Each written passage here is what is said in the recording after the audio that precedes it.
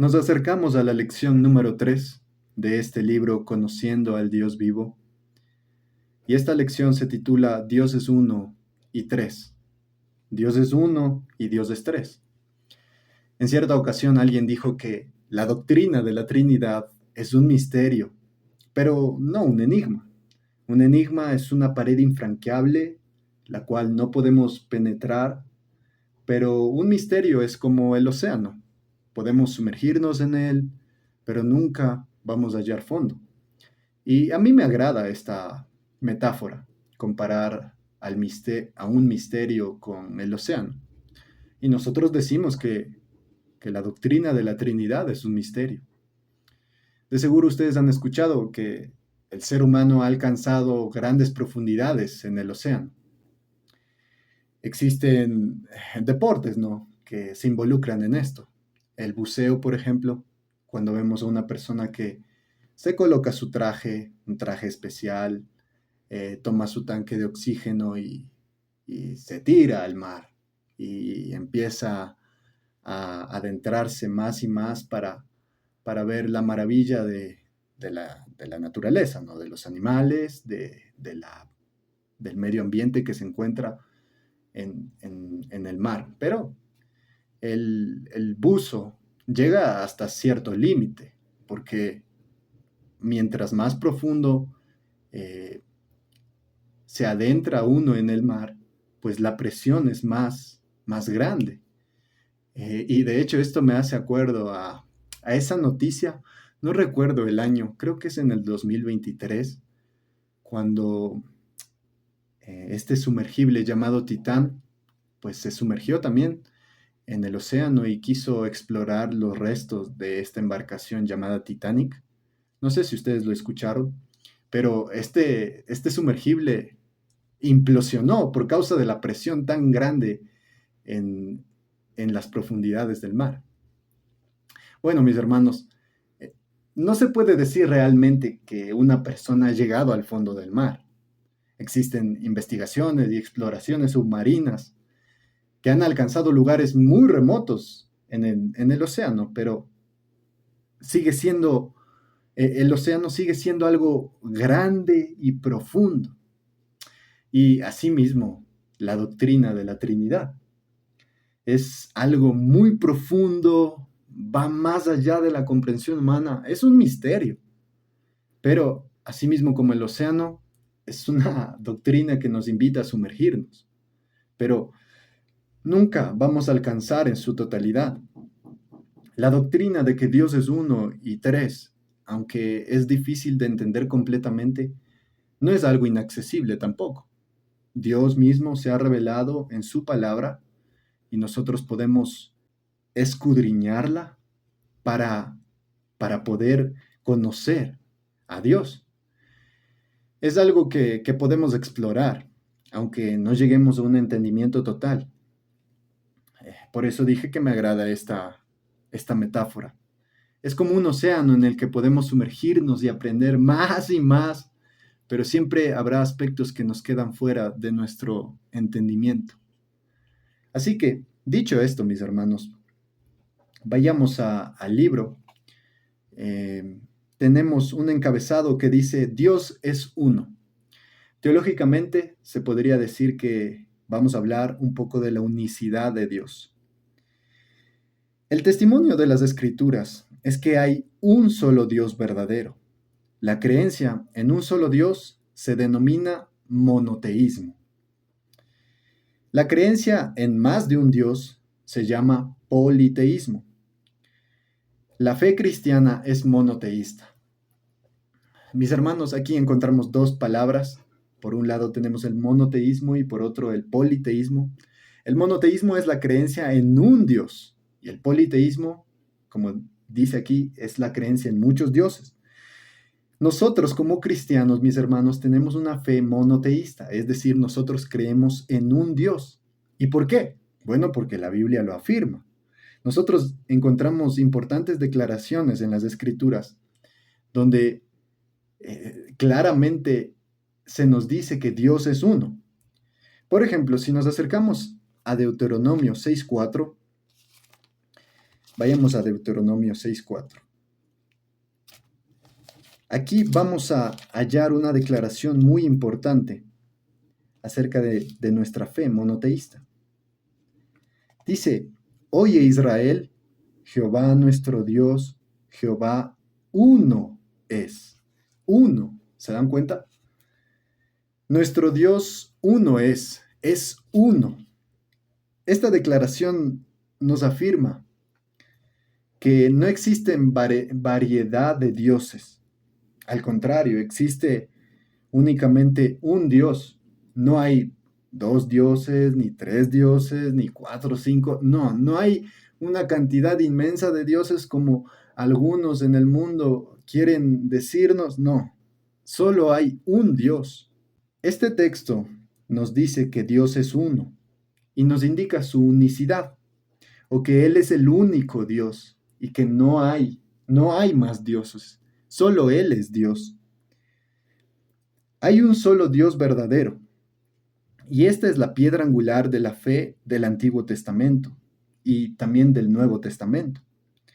Es importante entender, mis hermanos, que la palabra uno proviene de un vocablo hebreo, echad, que a menudo se refiere a una unidad de más de una persona. Por ejemplo, ustedes recuerdan en Génesis 2:24 cuando se dice que el hombre dejará a su padre y a su madre y se unirá a su mujer y los dos serán una sola carne. Ese texto, mis hermanos, nos habla de una unidad de más de una persona. Alguien podría decir, o sea, me estás diciendo que dos van a ser uno, ¿sí? El hombre y la mujer serán una sola carne. Es una unidad de más de una persona. También en Esdras 3:1 leemos que el pueblo se reunió como un solo hombre. El pueblo, muchas personas, como un solo hombre. Una multitud se reunió como un solo hombre. Es una unidad de más de una persona. Esta verdad, mis hermanos, tendrá gran importancia en la próxima sección de nuestro estudio, donde exploraremos lo que significa que el único Dios verdadero existe como una Trinidad, el Padre, el Hijo y el Espíritu Santo. Pero hasta aquí lo que nos interesa saber, mis hermanos, es que Dios es uno.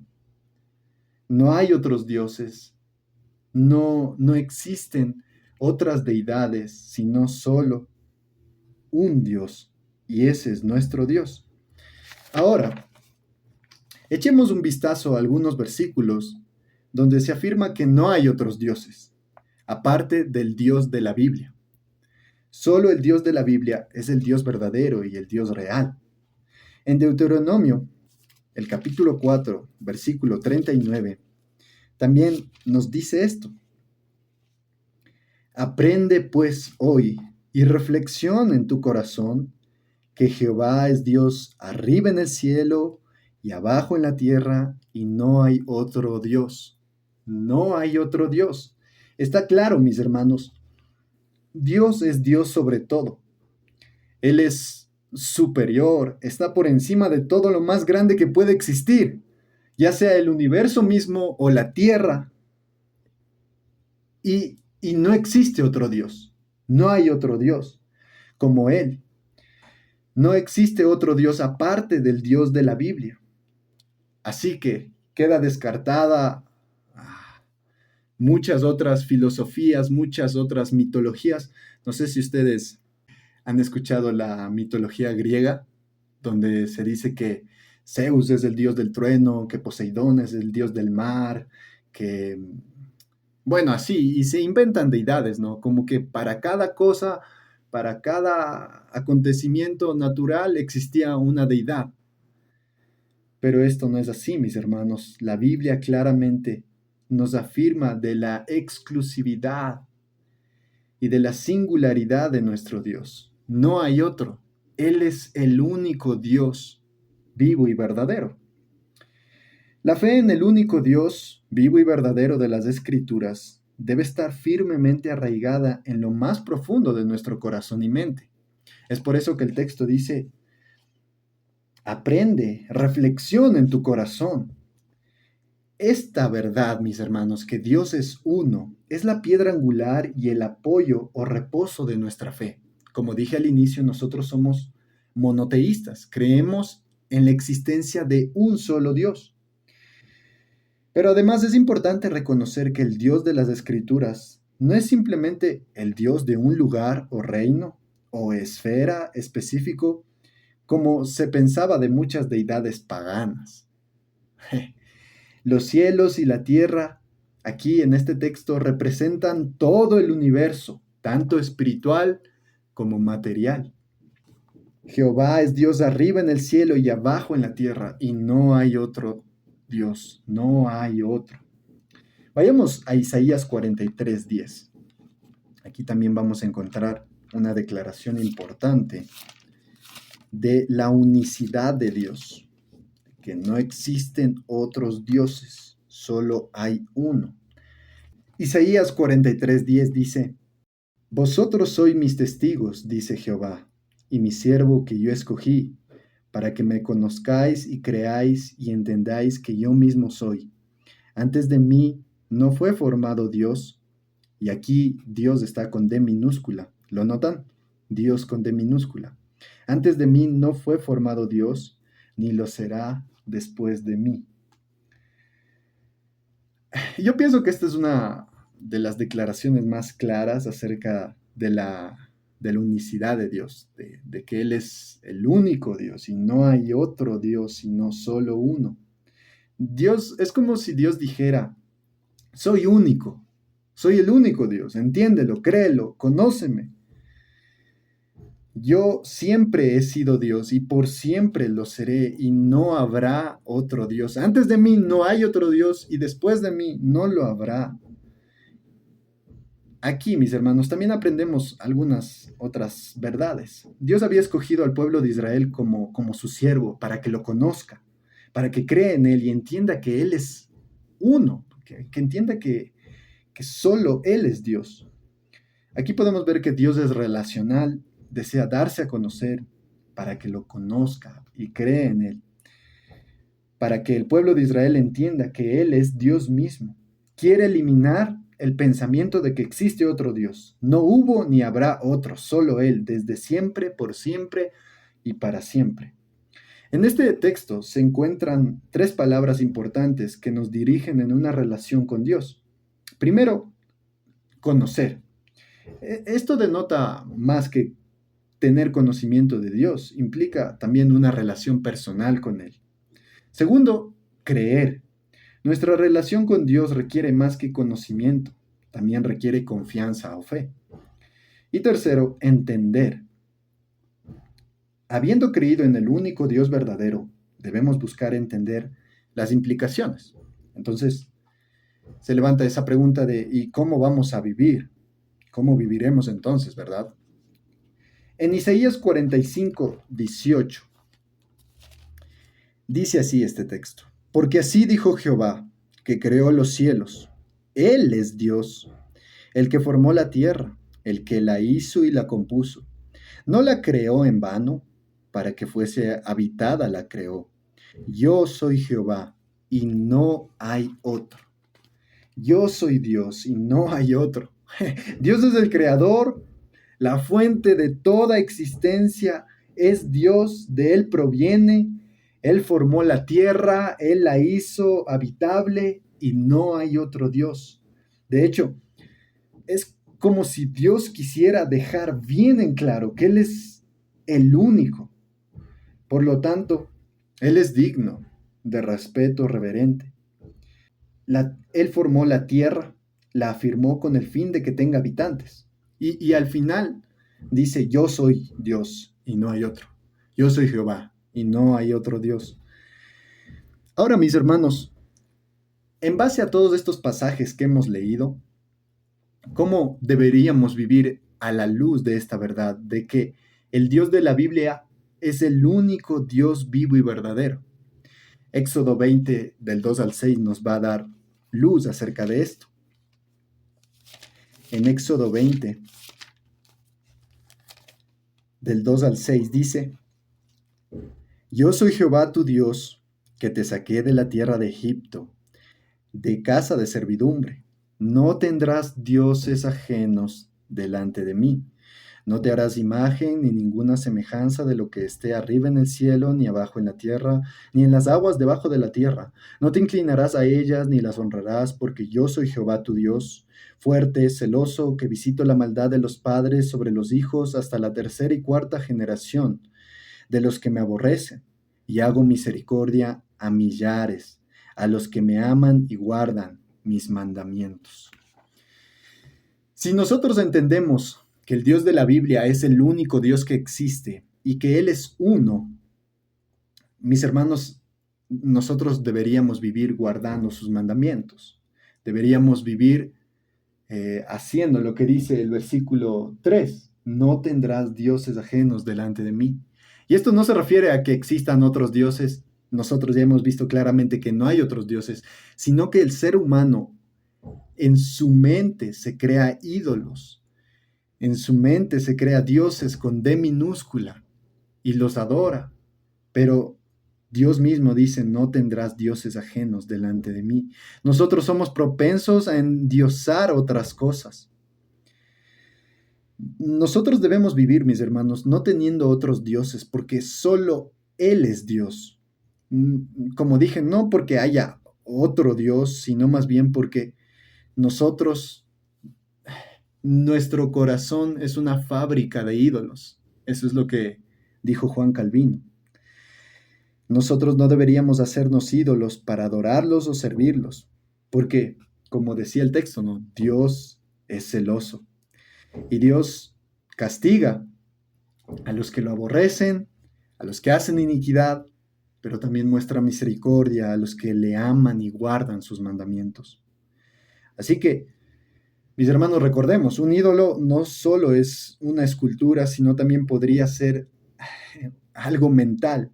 La frase que se menciona, mis hermanos, delante de mí, en el versículo 3, no tendrás dioses ajenos delante de mí, es literalmente delante de mi rostro. Significa que el Señor debería ser nuestro Dios y que no debería haber ningún otro compitiendo por la lealtad de nuestro corazón.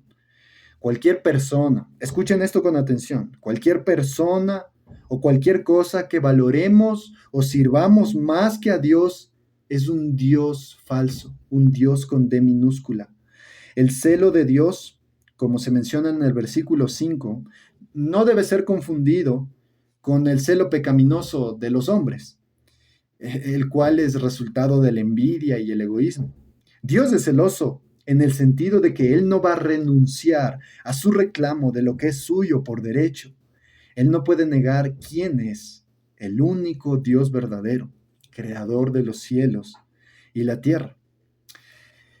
Mis hermanos, pero también, al entender que Dios es uno, a la luz de esta verdad, deberíamos vivir con lo que nos dice Marcos 12, 28 al 30. Marcos 12, 28 al 30 dice: acercándose uno de los escribas, que los había oído disputar y sabía que les había respondido bien, le preguntó: ¿cuál es el primer mandamiento de todos? Jesús le respondió: el primer mandamiento de todos es: oye Israel, el Señor nuestro Dios, el Señor uno es. Este es el texto que leímos al inicio, ¿verdad? En Deuteronomio. Versículo 30 dice: y amarás al Señor tu Dios con todo tu corazón y con toda tu alma y con toda tu mente y con todas tus fuerzas. Este es el principal mandamiento. Mis hermanos, aquí está lo que nosotros debemos aplicar en nuestra propia vida. Debemos vivir en una observación siempre de nuestro corazón, ya que a veces nuestro afecto, nuestro amor, nuestra obediencia puede estarse inclinando hacia otras cosas, pero el texto es claro. Dice que si entendemos que Dios es uno, nosotros debemos amarlo, debemos vivir amándolo con todo nuestro corazón, con toda nuestra alma, con toda nuestra mente y con todas nuestras fuerzas. Debemos amarlo con todo nuestro ser. Debemos siempre entender que este amor es basado en una relación con Él, en una relación cercana, porque todos nacemos por causa de la caída, siendo enemigos de Dios y aborreciéndolo, pero cuando el Espíritu Santo llega a nosotros y nos regenera y cambia nuestro corazón, ahora podemos amarle con todos estos aspectos que menciona el texto, ¿no? Con nuestro corazón, con nuestra alma, con nuestra mente, con nuestras fuerzas. Si Dios es el único Dios verdadero, el único, el único Dios verdadero es el Dios de la Biblia, pues vivamos no teniendo dioses ajenos delante de Él y amándolo con todo nuestro corazón, alma, mente y fuerzas. Entonces, hasta este momento ya hemos visto que Dios es uno. Hemos visto la unicidad de Dios. Ahora veamos que Dios es una Trinidad. Veamos la Trinidad de Dios. Recordemos que la palabra Trinidad proviene del latín trinitas, que significa tres en uno. La Biblia afirma que el único Dios verdadero existe como una Trinidad, el Padre, el Hijo y el Espíritu Santo. Son tres personas distintas que pueden ser distinguidas entre sí y aún así comparten la misma naturaleza o esencia divina y se relacionan entre sí en un compañerismo sin ruptura. Es importante notar que la palabra Trinidad no se encuentra en las Escrituras, no está en la Biblia, sino que fue empleada por primera vez por Tertuliano, uno de los padres de la Iglesia en sus primeros siglos. Y con esta palabra Trinidad, él quiso describir lo que la Biblia enseña acerca de la naturaleza triuna de Dios. Vayamos a Mateo 28, 19. Aquí se encuentra una declaración muy importante que es usada en cada bautismo. Cada vez que se bautiza una persona, nosotros deberíamos seguir este texto, porque esto es lo que mandó el Señor Jesucristo mismo. Este texto es una declaración maravillosa, es un ejemplo de la unidad y trinidad de Dios. Noten lo que dice Mateo 28, 19. Por tanto, id y haced discípulos a todas las naciones, bautizándolos en el nombre del Padre y del Hijo y del Espíritu Santo. El Señor Jesús nos mandó a bautizar en el nombre. ¿Se dan cuenta? El nombre aquí está en singular. No dice en los nombres del Padre, del Hijo y del Espíritu Santo. No, dice en el nombre. Aquí nombre es atribuido a tres personas diferentes. El versículo no dice en los nombres, sino en el único nombre de ellos, porque los tres son uno. Aquí descubrimos la perspectiva trinitaria de Dios. Esta perspectiva se ve a lo largo de toda la Escritura.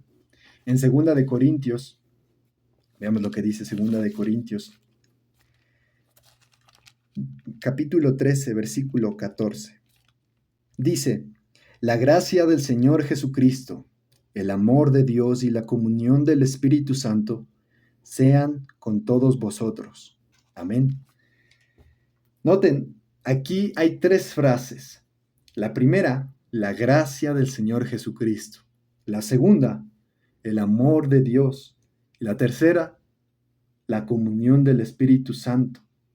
La estructura literaria de estas tres frases denota una igualdad absoluta. Es notable aquí en este texto que el Hijo, el Señor Jesucristo, es mencionado antes que el Padre. Esto sería una blasfemia si el Hijo no fuera Dios. Sería blasfemo mencionar al Hijo y el Espíritu en la misma frase con Dios el Padre si no fueran iguales a Él. Nosotros podríamos ver Otros textos también que nos muestran esto. En Primera de Corintios 12 también se nos menciona esto mismo. Dice, ahora bien, hay diversidad de dones, pero el Espíritu es el mismo. Y hay diversidad de ministerios, pero el Señor es el mismo. Y hay diversidad de operaciones, pero Dios, que hace todas las cosas en todos, es el mismo. ¿Se dan cuenta? Aquí también tenemos a estas tres personas. Versículo 4, el Espíritu. Versículo 5, el Señor. Y versículo 6, pero Dios dice, Padre, Hijo y Espíritu Santo. Efesios 4, 4 al 6. Un cuerpo, un espíritu, como fuisteis también llamados en una misma esperanza de vuestra vocación. Un Señor, una fe, un bautismo. Un Dios y Padre de todos, el cual es sobre todos y por todos y en todos. ¿Se dan cuenta? Versículo 4, un espíritu. Versículo 5, un Señor. Y versículo 6, un Dios y Padre. Aquí encontramos, mis hermanos, esta estructura literaria en la cual se menciona a estas tres personas. Y vuelvo a repetir, sería blasfemo mencionar al Hijo y al Espíritu en la misma frase con Dios el Padre si no fueran iguales. El Padre, el Hijo y el Espíritu Santo son de una sola o una misma esencia divina y moran en perfecta igualdad y unidad, pero a la vez son tres personas distintas y no simplemente una persona que se revela en tres maneras diferentes. A esto lo conocemos como la herejía de los unicitarios. Los unicitarios creen esto. Ellos creen que es una sola persona que se revela o tiene tres máscaras distintas para revelarse como el Padre, como el Hijo y como el Espíritu Santo. Pero no. Está incorrecto decir, mis hermanos, que es una sola persona que se revela en tres maneras diferentes. No. Es una esencia divina que moran en perfecta igualdad y unidad, pero a la vez son tres personas distintas. Vamos a ver esta verdad. Esta verdad es afirmada en Marcos capítulo 1. Marcos capítulo 1, los versos del 9 al 11.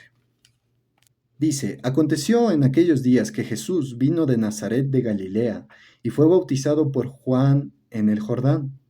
Y luego, cuando subía del agua, vio abrirse los cielos y al Espíritu como paloma que descendía sobre él.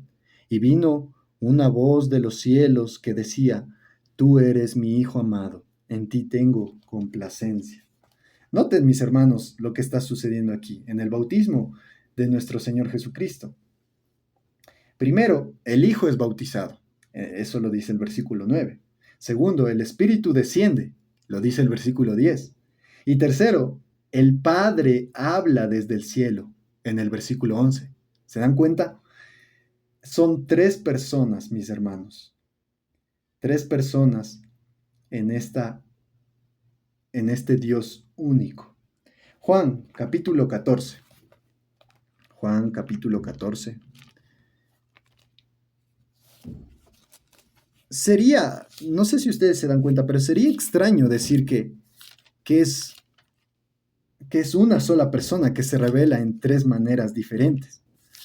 Aquí, en el texto que acabamos de leer, se puede ver claramente que son tres personas.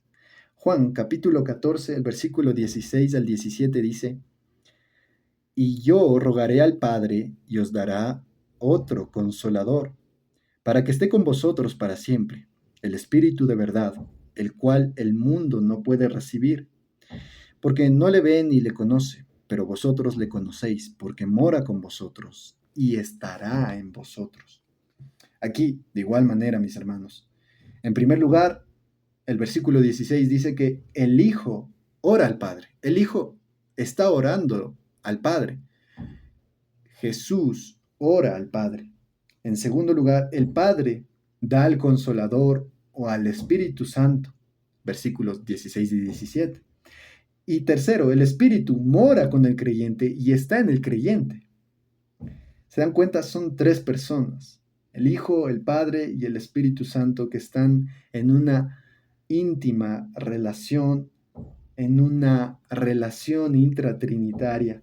Ellos moran en perfecta igualdad y unidad, pero a la vez son tres personas distintas.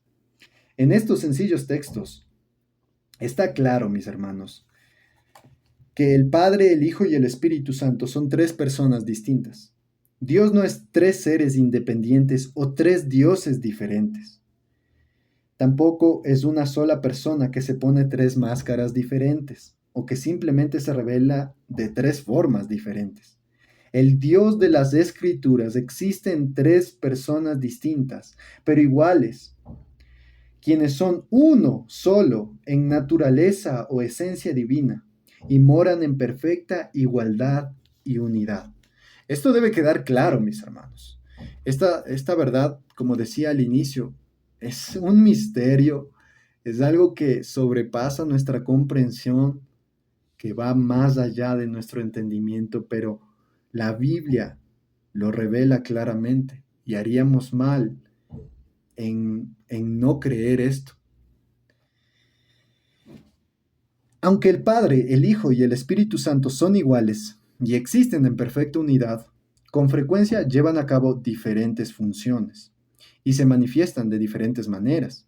Cada persona se manifiesta de diferente manera. Vamos a ver qué nos enseñan algunos versículos acerca de esto. Vamos a ver primero Juan 1:18. Juan 1:18 dice: a Dios nadie le vio jamás. El unigénito Hijo que está en el seno del Padre, Él le ha dado a conocer. Noten lo que dice al inicio. A Dios nadie le vio jamás. Aquí la referencia es al Dios Padre. El Padre es el Dios invisible que ningún hombre ha visto. Nadie ha visto a Dios el Padre. Pero ahora, en Juan 1:1 dice, en el principio era el Verbo, y el Verbo era con Dios, y el Verbo era Dios. El versículo 14 dice, y aquel Verbo fue hecho carne, y habitó entre nosotros, y vimos su gloria, gloria como del unigénito del Padre, lleno de gracia y de verdad. El 18, el unigénito Hijo que está en el seno del Padre, Él le ha dado a conocer. Y en Juan 14:9 dice, Jesús le dijo, ¿tanto tiempo hace que estoy con vosotros y no me has conocido, Felipe? El que me ha visto a mí, ha visto al Padre. ¿Cómo pues dices tú, muéstranos al Padre? Aquí, mis hermanos, podemos notar que el Hijo, aquel Verbo eterno que estaba con Dios, y ahí en esa frase también se nos muestra la personalidad del Verbo, que el Dios Hijo se encarnó y vino a este mundo. El Hijo es Dios hecho carne y Él también es la revelación perfecta del Padre. Es por eso que dice el unigénito, a Dios nadie le vio jamás, pero el unigénito Hijo, Él le ha dado a conocer. Y también cuando Felipe le dice, Jesús, muéstranos al Padre y nos basta. Jesús, ¿qué le respondió? Felipe, el que me ha visto a mí, ha visto al Padre. El Dios encarnado es la revelación perfecta del Padre. Pero ahora, en Romanos 8:9, dice, mas vosotros no vivís según la carne, sino según el Espíritu, si es que el Espíritu de Dios mora en vosotros. Y si alguno no tiene el Espíritu de Cristo, no es de él. ¿Notan esta secuencia? Primero dice Espíritu, luego dice Espíritu de Dios, y luego dice el Espíritu de Cristo. Juan 14, 16 y 17 ya lo leímos, ¿verdad? Cuando Jesús está orando al Padre y le dice, yo rogaré al Padre y Él los enviará a otro consolador, el Espíritu de verdad, que el mundo no conoce, pero estará en ustedes y morará en ustedes. Leamos Juan 14, 23. Dice, respondió Jesús y le dijo, el que me ama, mi palabra guardará, y mi Padre le amará, y vendremos a él y haremos morada con él. ¿Ustedes lo notan, mis hermanos? El Espíritu es Dios viviendo en el cristiano. El Espíritu es Dios viviendo en el cristiano. Pero todo esto nos apunta a que el Padre, el Hijo y el Espíritu Santo son iguales. Ellos existen en perfecta unidad, pero llevan a cabo diferentes funciones. El Padre, nadie le ha visto, el Hijo es el que le revela al Padre y el Espíritu es el que viene a morar en el cristiano.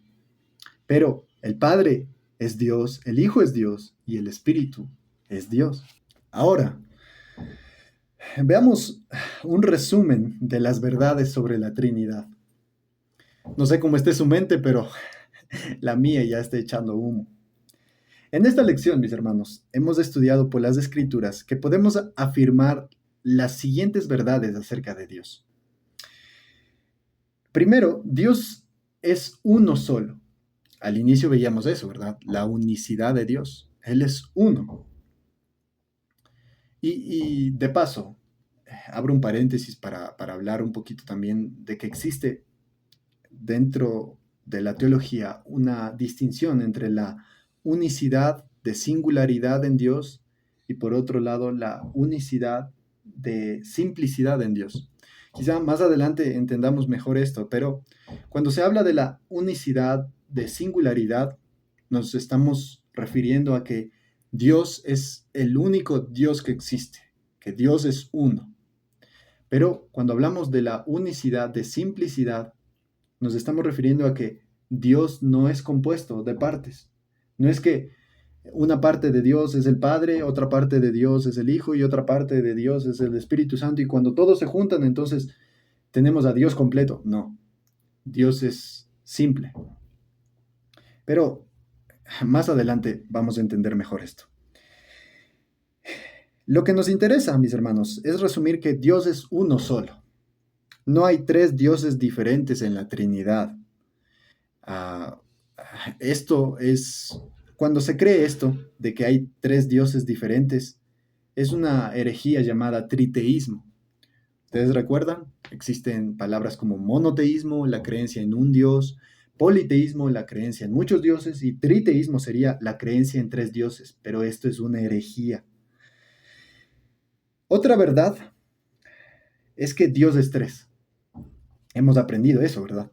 Hay un solo Dios que existe en tres personas: el Padre, el Hijo y el Espíritu Santo.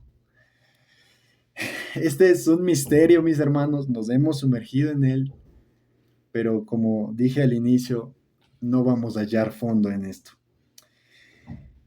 La tercera verdad es que las Escrituras afirman claramente estas dos verdades importantes: que Dios es uno solo y Dios es tres. Aunque no podamos comprender plenamente cómo puede ser esto, debemos creer y enseñar ambas verdades con igual convicción. Dios es uno solo y Dios es tres. Existe una falsa doctrina, mis hermanos. A eso es lo que llamamos herejía. Cuando alguien está enseñando falsamente algo que la Biblia no enseña, eso es una herejía. Y una herejía tiene lugar cuando afirmamos una verdad y negamos la otra, o cuando enfatizamos o damos mayor importancia a una verdad más que a la otra. Pero nosotros debemos evitar los extremos y sostener toda verdad por igual. Y si la Biblia nos dice claramente que Dios es uno y que Dios es tres, entonces debemos afirmar estas dos verdades, debemos sostenerlas estas dos y no dar preferencia a Dios es uno o a Dios es tres, no, las dos verdades debemos sostenerlas. Pero otra verdad sobre la Trinidad es que las tres personas de la Trinidad son personas reales y distintas. Las tres personas de la Trinidad son personas reales y distintas. Aquí quiero mencionar algo porque quizá pasé por alto al inicio. mencionar que esta palabra persona no es, no deberíamos tomarla con el mismo significado que nosotros encontramos en un diccionario común y corriente. Esta palabra persona es un término teológico. Nosotros, dentro de la teología, y mucho más antes, la doctrina ortodoxa siempre ha utilizado términos con los cuales nosotros nos referimos a verdades acerca de las escrituras. Eh, en nuestra confesión, la Confesión de Fe de Londres de 1689, en vez de persona se utiliza la palabra subsistencia. Entonces, persona y subsistencia podrían ser términos eh, sinónimos, pero cuando hablamos de persona, lo único que quiero dejar en sus mentes es que no debemos pensar en términos de un diccionario común y corriente, sino persona en el término teológico. Las tres personas de la Trinidad son personas reales y distintas. La Trinidad no es una sola persona que se pone tres máscaras diferentes o que se revela de tres formas o modos diferentes. Cuando se cree esto, es una herejía llamada modalismo. El modalismo es una herejía en la que se dice que hay solo una persona divina que se revela en tres formas diferentes. No, a esto debemos rechazarlo totalmente. El modalismo es parte de los unicitarios. Los unicitarios creen esto. Y existe aquí en el Ecuador varias iglesias, eh, sobre todo en la línea pentecostal, que son unicitarios y que creen en esta herejía llamada el modalismo. Pero nosotros debemos alejarnos de esto, mis hermanos. La quinta verdad es que las tres personas de la Trinidad son perfectamente iguales. Las tres personas de la Trinidad son perfectamente iguales. El Hijo no es menos Dios que el Padre y el Espíritu no es menos Dios que el Hijo. Los tres son Dios completamente.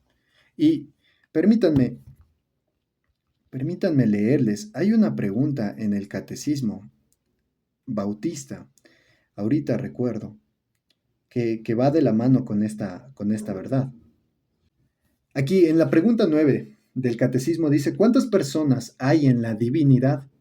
Y la respuesta es, hay tres personas en la divinidad, el Padre, el Hijo y el Espíritu Santo. Y estos tres son un solo Dios, el mismo en esencia, igual en poder y gloria. Entonces aquí vemos, ¿verdad? Son iguales, mis hermanos.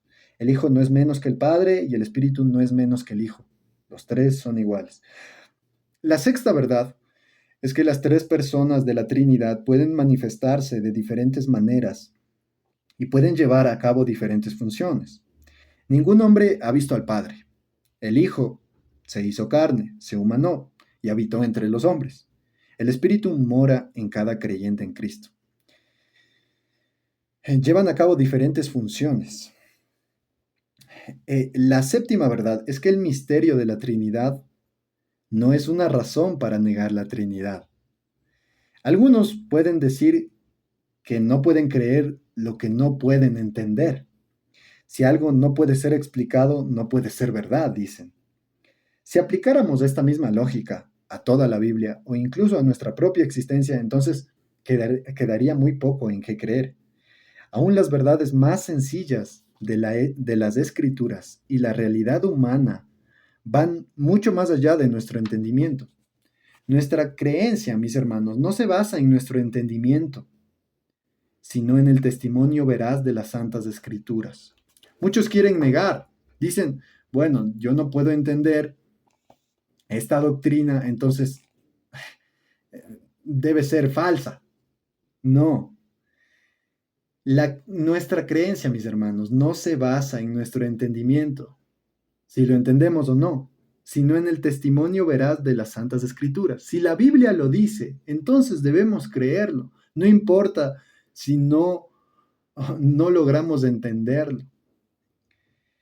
Y la octava verdad, mis hermanos, es que la mayoría de las ilustraciones que se emplean para explicar la Trinidad son lastimosamente inadecuadas. Ustedes han escuchado eh, la ilustración de- del huevo. Dicen, es que la Trinidad es como el huevo. En el huevo tiene cáscara, tiene clara y tiene yema. Entonces, ahí tú puedes entender la Trinidad. No, mis hermanos, no. Con frecuencia, algunos estudiantes de la Biblia han recurrido a varias ilustraciones en un intento para explicar la Trinidad. Lamentablemente, estas ilustraciones a menudo hacen más daño que bien. Por ejemplo, a veces la Trinidad es comparada con el agua, el H2O, la cual puede existir en tres estados diferentes, ¿no? El líquido, sólido y gaseoso. Y dicen, es que la Trinidad es como el agua, ¿no? Puede existir en tres estados diferentes. No, mis hermanos. Nosotros no deberíamos utilizar ilustraciones para explicar a Dios.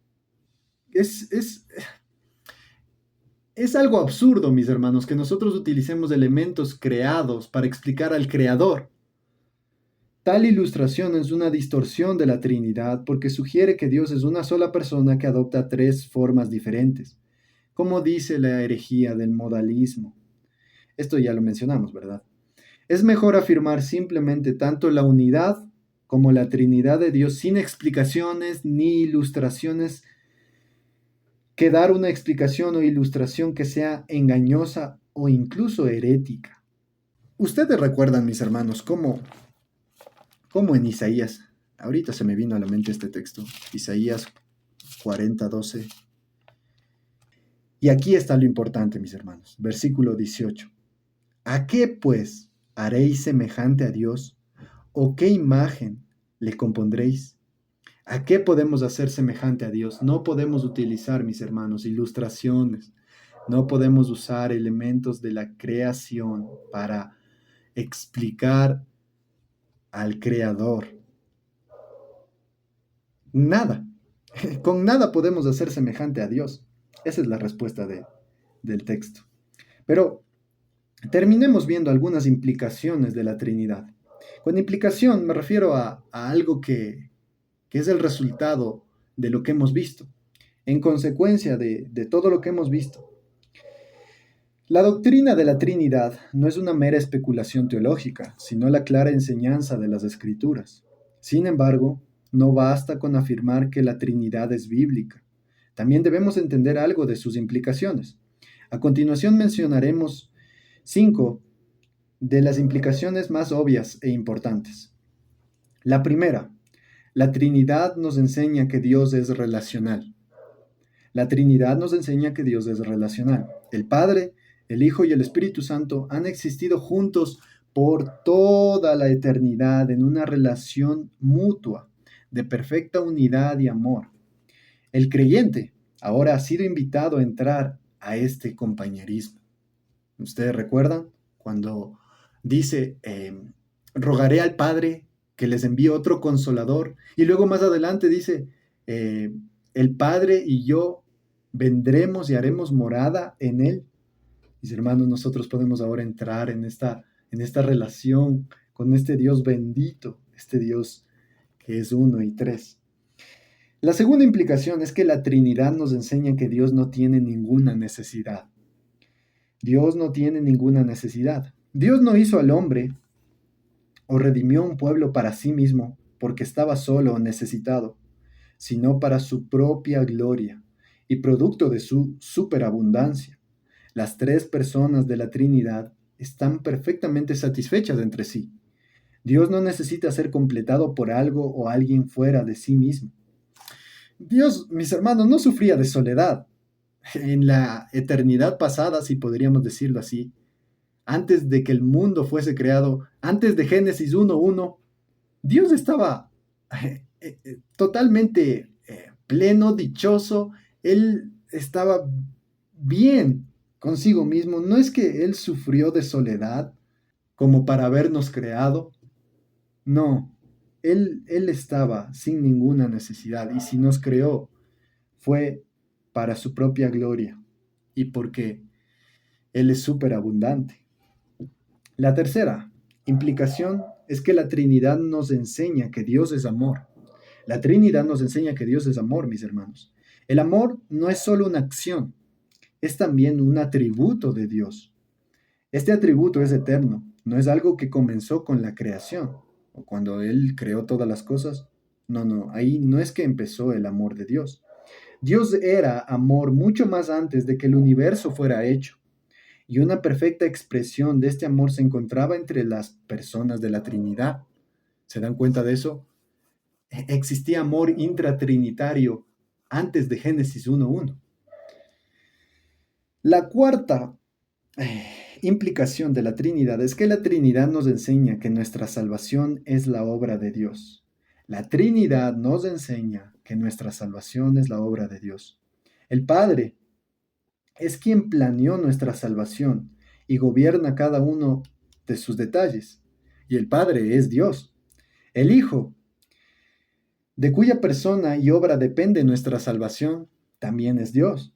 El Espíritu, quien mora en nosotros y nos sella para el día de la redención, también es Dios. El Padre, el Hijo y el Espíritu Santo es Dios. Cada persona de la Trinidad está involucrada en nuestra salvación y es plenamente Dios.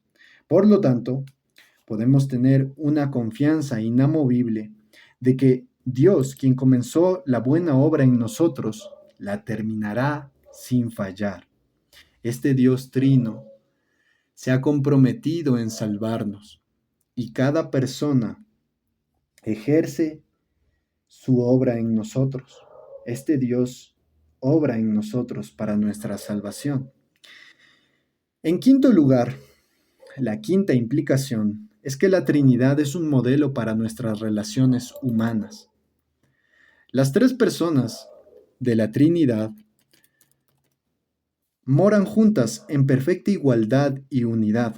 Sin embargo, cada una tiene diferentes roles o funciones. Esto es especialmente evidente en la sumisión del Hijo, en su naturaleza humana al Padre. Aunque igual al Padre, y esto escúchenlo bien, mis hermanos, el Hijo, aunque igual al Padre, se sometió a la voluntad del Padre y se humilló a sí mismo en la encarnación, haciéndose obediente hasta la muerte. Esto prueba que la sumisión en su contexto adecuado no es denigrar la dignidad del individuo ni una marca de inferioridad.